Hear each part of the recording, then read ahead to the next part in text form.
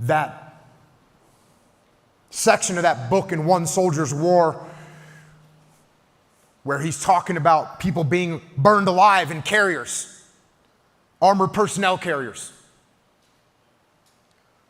We were probably a few weeks into deployment in Ramadi.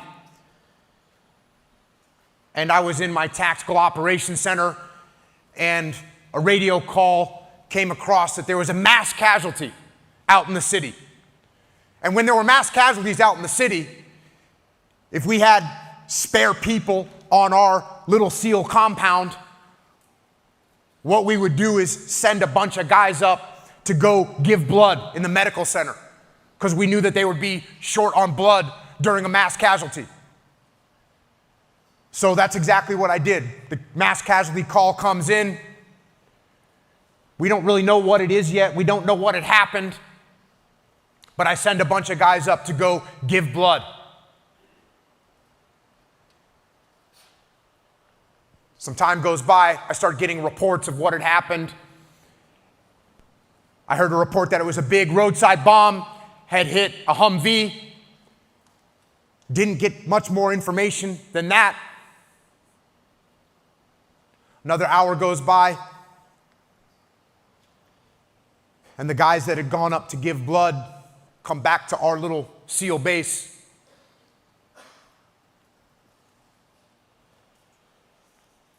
And when they get back, I learn what had happened. They didn't give any blood.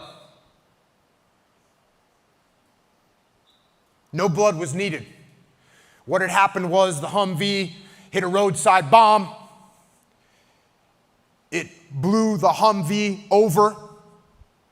The turret gunner who was in the top of the Humvee was thrown out of the vehicle. The vehicle landed upside down. Because of the blast, it deformed all the doors, and none of the doors could be opened. No one could get out of the Humvee. The Humvee burned with the men inside it. And so the SEALs that I sent up there to give blood, all they did was help transfer the bodies, the charred bodies, into the morgue.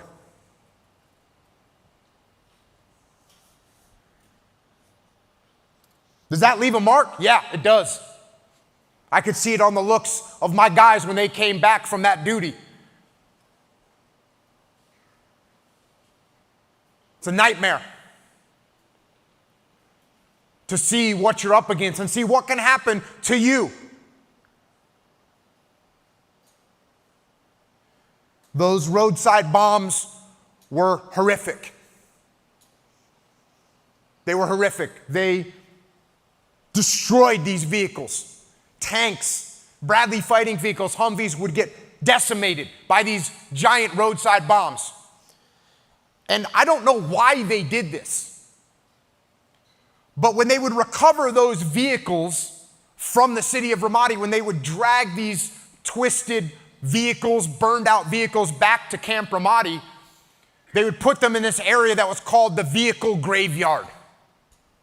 This vehicle graveyard was just a big parking lot, basically a dirt parking lot, where all these vehicles, probably 75 or 100 vehicles, destroyed, twisted, wreckage of vehicles. And when you drive past that, you know that every single one of those vehicles represents 1 or 2 or 3 or 4 American casualties. And for some unknown reason, they put that vehicle graveyard right on the main road that you would drive past as you were getting ready to leave Camp Ramadi.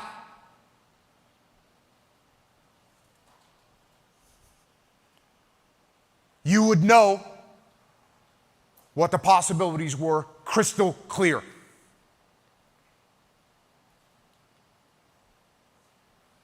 Now, that turret gunner position that I talked about, this is the guy, when you see a picture of a Humvee, there's a bunch of guys that are inside the Humvee.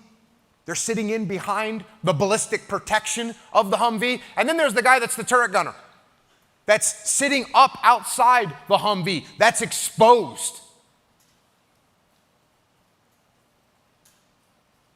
And this guy is the first person that's going to be wounded, especially if they're in the lead vehicle. If they're in the front vehicle in a convoy, it's that lead vehicle, lead turret gunner that's standing up exposed to the enemy. He's running the biggest risk. If they hit a roadside bomb, he's the one that's going to take it. If they get ambushed by machine gun fire, he's the one that's going to get hit. RPG, he's the one that's going to take it. It's kind of like in Vietnam War. In the Vietnam War, they were doing a lot of foot patrol, so it was the point man that was out in front of the patrol. And if they walked into an ambush, it was him that was going to get hit in the ambush. If there was a booby trap to trip over and detonate, it was that point man that was going to get wounded or killed. Well, for us, the most exposed person was that lead turret gunner. And in Vietnam, what they would do was, well, if I was point man for a little while, they'd give me like an hour, and the fear was so strong that they would rotate me out and let me go to the back, and they'd put someone else up on point. And then that person would walk point for an hour and be exposed to that danger. And then they'd rotate him back, and another guy would step up to that point man position. It's overwhelming fear. It's overwhelming stress. So you'd think that when you have the lead turret gunner that's going to be highly exposed, you're going to want to rotate him out. In fact, you might think that he would demand to be rotated out.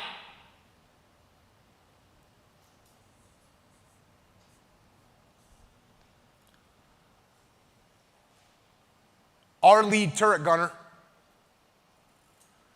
was a guy named Mark Lee.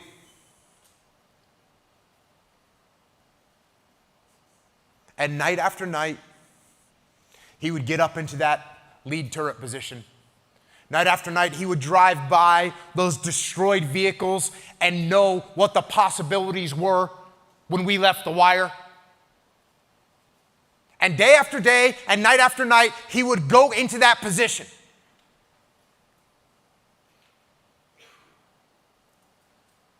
And Mark Lee never asked to be rotated out. Never asked for someone to take his place. No, never asked for someone else to share his burden of risk.